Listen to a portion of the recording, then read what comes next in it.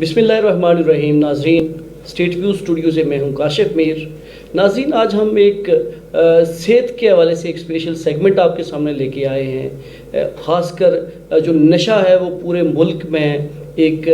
بہت بڑی لت بنی ہوئی ہے کہ جس کی وجہ سے ہر گھرانہ متاثر ہو رہا ہے. ہم اس کے اوپر جو ایکسپرٹ ہیں، لاہور سے ان کا تعلق ہے، انوویٹیو جو ری ہیبلیٹیشن سینٹر ہے، یہ اس کی سی او ہیں. ان معاملات کی بڑی ایکسپرٹ ہیں عطرت زہرا صاحبہ. ہم ان سے بات کریں گے کہ یہ ہمیں گائیڈ کریں کہ نشہ بنیادی طور پہ کیا چیز ہے، اور کیا یہ صرف شراب پینا، چرس پینا، سگریٹ پینا یہ نشہ ہے، یا اس کے علاوہ بھی جو دیگر کوئی اقسام بھی ہے نشے کی.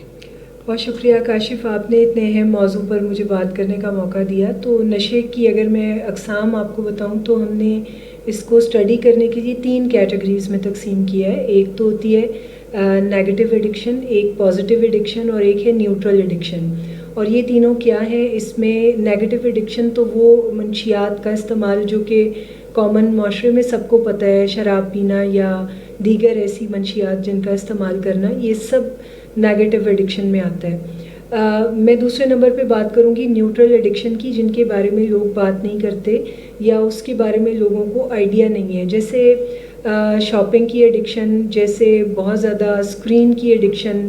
موبائل فون کی، سوشل میڈیا کی ایڈکشن، یا پھر کسی بھی خاص ڈرنک کی، جیسے آج کل کوک کو پینا یا انرجی ڈرنکس کو پینا، اس کی ایڈکشن.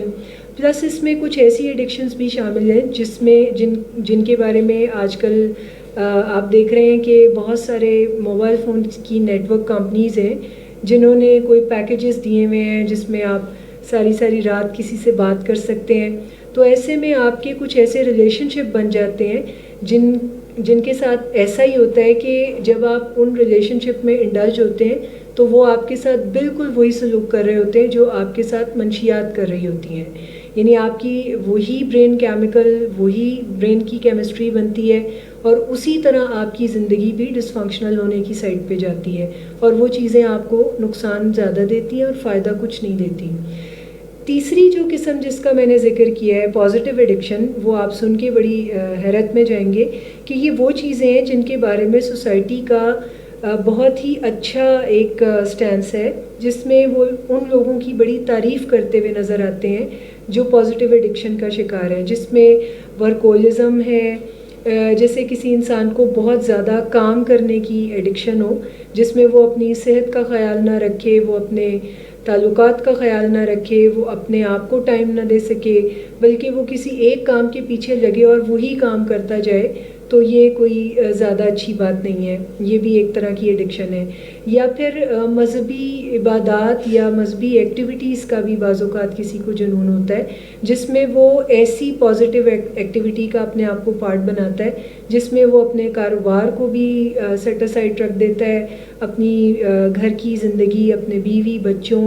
اور اپنے ماں باپ تک کو اگنور کرنے کی طرف جا رہا ہوتا ہے، لیکن وہ کچھ مذہبی ایکٹیویٹیز کو بہت زیادہ پریکٹس کرنے کی سائڈ پہ جا رہا ہوتا ہے. اس کا مطلب یہ ہوا کہ ایک نارمل انسان اپنی زندگی میں معمولات سے ہٹ کے کوئی بھی چیز ایکسٹرا آرڈنری کرے تو اس کو ہم نشے کے طور کے اوپر لے سکتے ہیں کہ اس کے جو اس کی لائف کی، اس کی فیملی لائف پہ، اس کا جو سوشل سیکٹر ہے اس کے اوپر اگر انوالو ہو رہی ہے تو اس کا مطلب یہ ہے کہ وہ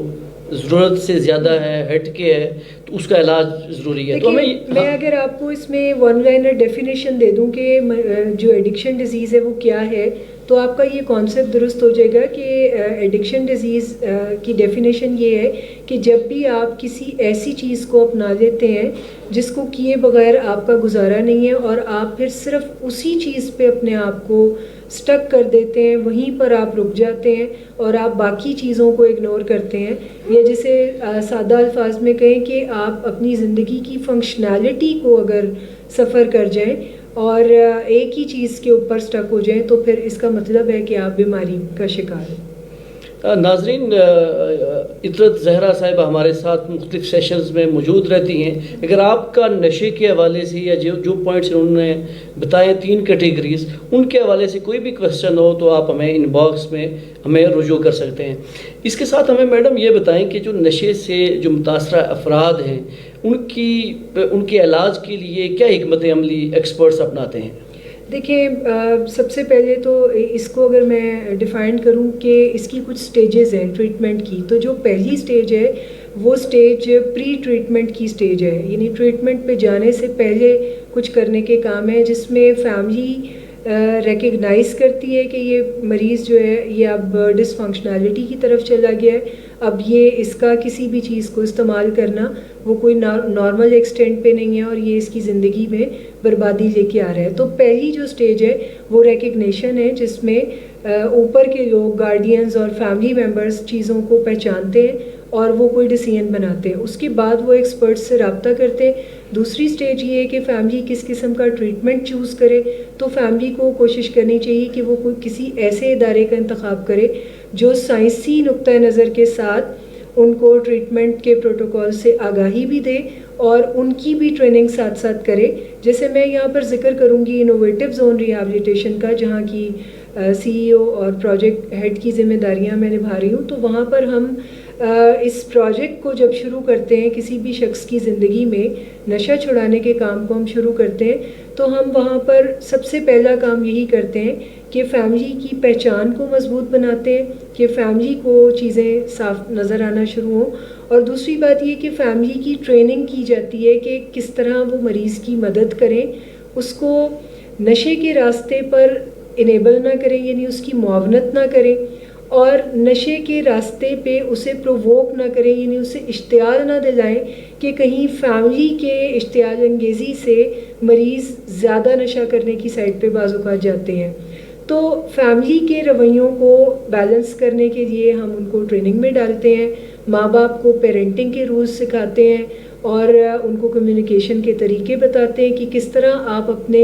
مریض کو وہی جذبات کنورٹ کریں جو آپ اس کے لیے سچ میں محسوس کر رہے ہیں، کیونکہ یہاں پر ایک بنیادی سی غلطی ہوتی ہے کہ جب ہم اپنے کسی پیارے کے لیے خوف محسوس کر رہے ہوتے ہیں، یعنی اس کی بربادی یا اس کی موت کا خوف ہمارے ذہن میں آتا ہے، تو اب جذبہ تو خوف کا ہے، لیکن جب وہ جذبہ باہر آتا ہے تو وہ غصے میں آتا ہے، یعنی غصے کی صورت میں یا لڑائی جھگڑے کی صورت میں باہر آتا ہے، اور جب ہم اپنے جذبات اپنے مریض تک نہیں پہنچا پاتے تو وہ اس کے اور ہمارے درمیان تعلقات کی خرابی جنم لیتی ہے، اور ایسے میں اسے بچانا ناممکن سی بات ہے۔ تو یہ بتائیں میڈم کہ ایک مریض ہے، اس کو آئیڈینٹیفائی کرنے میں جہاں پہ فیملیز کی آگاہی ضروری ہوتی ہے، تو آپ نے اتنے اپنے پورے ٹائم میں ان 15-18 سال آپ اسی شعبے کے ساتھ منسلک رہی ہیں، کیا فیملیز خود رابطہ کرتی ہیں کہ ہمارے ہاں یہ مریض ہے، اس کا علاج کرنا ہے، یہ جو تینوں کیٹیگریز آپ نے بتائی ہیں؟ دیکھیں،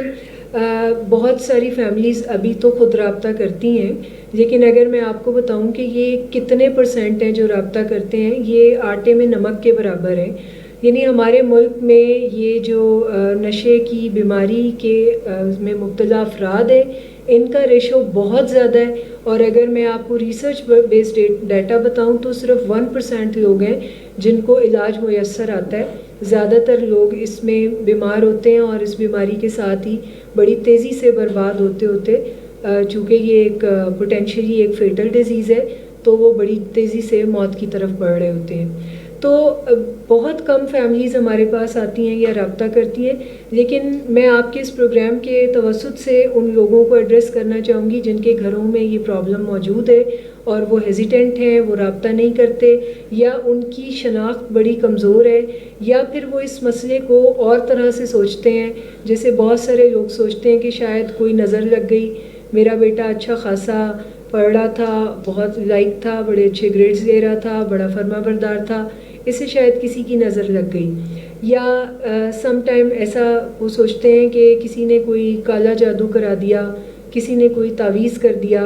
یا سم ٹائم انہیں ایسے لگتا ہے کہ اس کے دوستوں نے اس کو بگاڑا ہے، اس کے پیچھے اگر اس کے یہ دوست ہٹا دیے جائیں تو یہ ٹھیک ہو جائے گا، یا سمہاؤ اسی طرح کی کچھ سوچیں ان کے ساتھ چل رہی ہوتی ہیں، جبکہ ہم ان کو یہ بتاتے ہیں کہ یہ تمام فیکٹرز اپنی جگہ درست نہیں ہے، کیونکہ اگر آپ صرف دوستوں کو ہٹا دیں گے تو بھی بیماری اگر اس شخص کے اندر ہے تو وہ اپنی بیماری کو جہاں لے کے جائے گا وہ وہاں ویسے ہی دوست جنریٹ کر لے گا، یا تعویذ اور اس قسم کی نظروں سے اگر یہ چیزیں ख़राब ہونے لگیں یا ٹھیک ہونے لگیں تو دنیا میں کوئی بھی شخص ترقی کرتا آپ کو نظر نہیں آئے گا. تو یہاں پر بیسکلی ہمیں ایجوکیٹ کرنے کی نیڈ ہے، بلکہ فیملی کو ایسی ریکگنیشن سکھانے اور بتانے سمجھانے کی ضرورت ہے کہ وہ کس نظر سے اپنے بچوں کو دیکھیں اور وہ ان کو ایویلویٹ کریں. ہمارے ساتھ موجود ہیں عطرت زہرا صاحبہ. یہ لاہور میں ایک مشہور نشے کے حوالے سے اس بیماری سے بچاؤ کے لیے، اس کے علاج کے لیے، مریض کے علاج کے لیے کام کرنے والا جو ادارہ ہے انوویٹیو ریہیبلیٹیشن سینٹر، یہ چلا رہی ہیں. تو میڈم ہمیں مزید یہ بھی بتائیں کہ نشے سے جو متاثرہ جو افراد ہیں ان کی بیماری کی جو نوعیت ہے اس کی درجہ بندی کیسے کی جاتی ہے، اور اس مقصد کے لیے کون سے ایکسپرٹس ہیں کہ جن کی خدمات لی جاتی ہیں؟ دیکھیں، جیسے ہی ہمارے پاس پیشنٹ انوویٹیو زون میں آتا ہے تو ہمارا پہلا کام یہی ہوتا ہے کہ ہم اس کی کوئی درجہ بندی کریں یا ہم یہ پتہ چلا سکیں کہ کتنے ڈیمیجز وہ کریٹ کر چکا ہے. اس میں ڈپینڈ کرتا ہے کہ وہ کس قسم کی منشیات کو استعمال کر رہا ہے اور اس کی ہسٹری کیا ہے، وہ کتنے عرصے سے اس بیماری کا شکار ہے اور کتنا نشہ جو ہے یا کتنے ٹاکسنز اس کی باڈی نے جنریٹ کر کے اسٹور کر کے رکھے ہوئے ہیں. اور یہاں پر تھوڑا سا یہ بھی بتاؤں کہ کلاسیفیکیشن ہے، ڈفرینٹ ٹائپس آف ڈرگس جو ہیں وہ ڈفرینٹ ٹائپس آف باڈی کو ڈیٹیریوریٹ کرتے ہیں.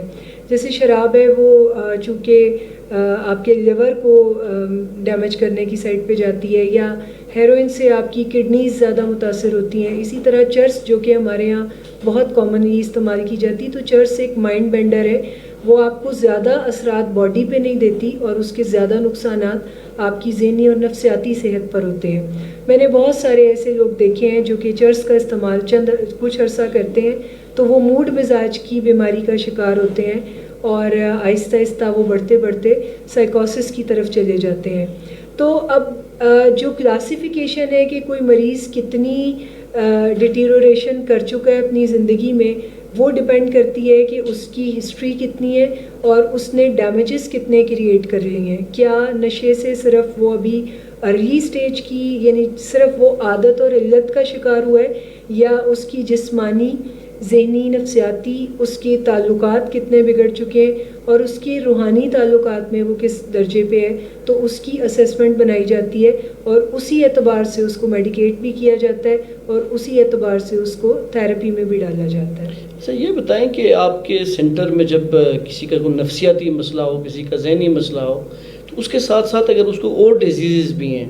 تو کیا اس کا باقی میڈیکل ٹریٹمنٹ بھی جاری رہتی ہے یا اس عرصے میں آپ لوگ روک دیتے ہیں؟ ایک اور دوسرا یہ کہ ساتھ ایک جو نشے میں مبتلا کوئی بھی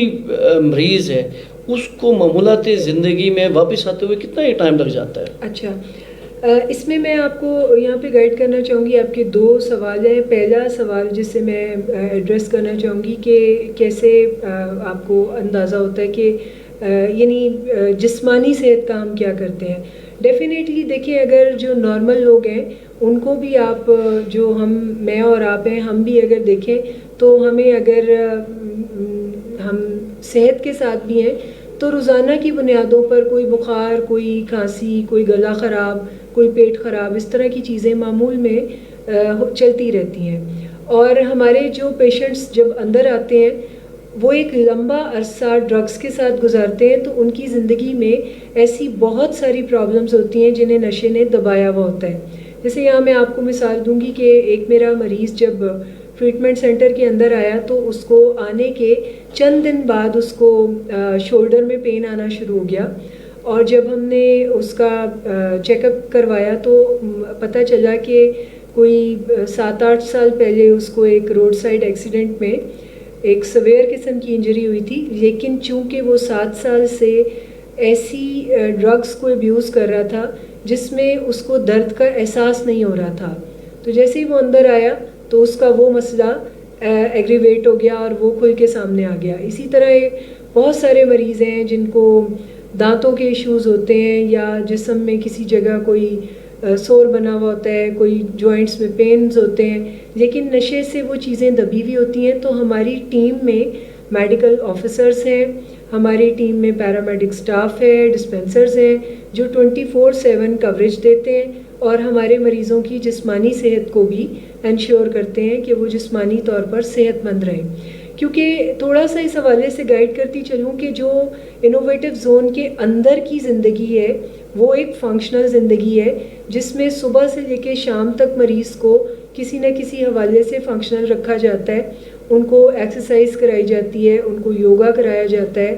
ان کو مسل اسٹریچنگ کرائی جاتی ہے. اس کے علاوہ ڈفرینٹ کلاسز ہوتی ہیں، ڈفرینٹ گروپس ہوتے ہیں جس میں ان کو ان کی پرابلم سے فائٹ بیک کرنے کے میتھڈ سمجھائے جاتے ہیں. انہیں کریونگ مینجمنٹ سکھائی جاتی ہے، ان کو ان کی ڈیزیز کا کانسیپٹ دیا جاتا ہے. یہ تو اس حوالے سے میں نے آپ کو گائیڈ کیا ہے کہ جسمانی صحت کام کیا کرتے ہیں. اور دوسرا ایک بڑی اہم بات ہے کہ جب ہمارے پاس کوئی نشے کی بیماری کے ساتھ آتا ہے تو بعض اوقات ایسا بھی دیکھا گیا ہے کہ اس کا نفسیاتی طور پر ڈوئل ڈائگنوسس بنتا ہے. جیسے کچھ لوگ نشے کی بیماری کے ساتھ ساتھ موڈ ڈس آرڈر کا شکار ہوتے ہیں، یا بعض اوقات کوئی پرسن نشے کی بیماری کے ساتھ اسکیزوفرینیا کا شکار ہوتے ہیں، یا بعض اوقات کوئی بارڈر لائن پرسنالٹی ڈس آرڈر میں ہوتا ہے. تو جب وہ انوویٹو زون ریہیبلیٹیشن میں آتا ہے تو ہم اس کی باقی بیماریوں کو اگنور نہیں کرتے، بلکہ سائڈ بائی سائڈ اسی ٹائم کو استعمال کر کے اس کی باقی بیماریوں کو بھی ایڈریس کیا جاتا ہے اور وہاں پر بھی اس کی مدد کی جاتی ہے. اچھا یہ بتائیں کہ ناظرین بھی جاننا چاہ رہے ہوتے ہیں کہ کوئی بھی پیشنٹ ہے، وہ 2-3 جو آپ نے کیٹیگریز بتائی ہیں، کتنی ایک کاسٹ آ جاتی ہے کہ ایک عام بندہ ہے کہ وہ اس مرض سے نکلنے کے لیے ریہیبلیٹیشن سینٹر میں آئے، کتنا ٹائم ڈیوریشن اس کی ایک میکسیمم یا منیمم ایک کو ٹائم لمٹ ہو کہ وہ اس میں آئے اور اتنی کاسٹ کے اندر اس کی جو بہتر ہے وہ بہتر طریقے سے ٹریٹمنٹ ہو جائے. اچھا، اس میں آپ کو اگر انوویٹو زون ریہیبلیٹیشن کے بارے میں بتاؤں تو وہاں پر ہم نے بہت سارے مختلف قسم کے بیک گراؤنڈ سے آنے والے افراد کو ہم نے اکوموڈیٹ کرنے کے لیے ایک سسٹم بنایا ہوا ہے، جس میں جب بھی کوئی فیملی انکوائر کرنے آتی ہے تو ہم ان کے سامنے ڈفرینٹ آپشنس رکھتے ہیں. جیسے کسی بھی ہاسپٹل میں آپ جاتے ہیں تو وہاں پر وارڈ سسٹم بھی ہوتا ہے، وہاں پر اے سی نان اے سی کیٹیگریز بھی ہوتی ہیں، وہاں پر وی آئی پی کیٹیگریز بھی ہوتی ہیں، وہاں پر ہر طرح کی، یعنی جس بیک گراؤنڈ سے کوئی ہمارے پاس آتا ہے ہماری کوشش یہ ہوتی ہے کہ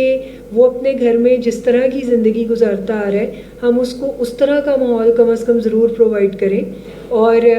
تاکہ پیشنٹ کو علاج کی مصیبتوں سے تو گزرنا ہے لیکن اس کو ہم اضافی مصیبتیں یا اضافی مسائل سے اس کا سامنا ہم نہ ہونے دیں. جیسے اگر کوئی بچہ اپنے گھر میں کنٹرول انوائرمنٹ میں رہتا ہے، وہ لگژریز کو افورڈ کرتا ہے، تو ہمارے پاس ایسی کیٹیگریز بھی ہیں کہ وہ اپنی لگژریس لائف کو بھی وہاں پہ لیڈ کرے اور وہ ساتھ ساتھ اپنے علاج کو بھی جاری رکھے. لیکن اگر کوئی فیملی زیادہ اچھا افورڈ نہیں کر سکتی تو ان کے لیے وارڈ کے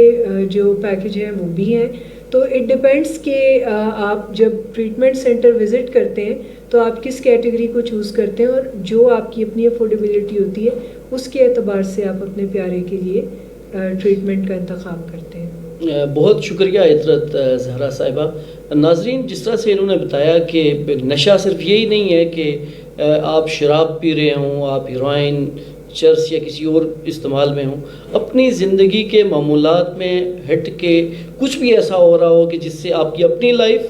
آپ کی فیملی کی لائف، آپ کی سوشل لائف اگر متاثر ہو رہی ہے تو اس کو غور سے دیکھنے کی ضرورت ہے